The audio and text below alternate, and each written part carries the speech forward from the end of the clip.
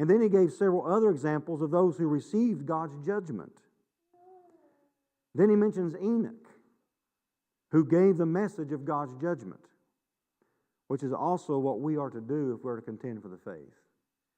Listen, when we think about today's cultural Christianity and what it means to live for Jesus, how often do we hear, well, if we're going to live for Jesus, we've got to tell people about the judgment of God. Folks, if we're going to contend for the faith, it's not just that we don't just talk about the judgment of God, but we've got to talk about the judgment of God. I mean, it's real. It's real, and people need to know about it. In this passage of talking about contending for the faith, he talks about Enoch, who talked about the judgment of God. And there's so much about the judgment of God here. We can act like we're contending for the faith because we do this and that, we hold to this, we hold to that. But in the context, when it unfolds, if we're going to contend for the faith, that's got to be part of our message.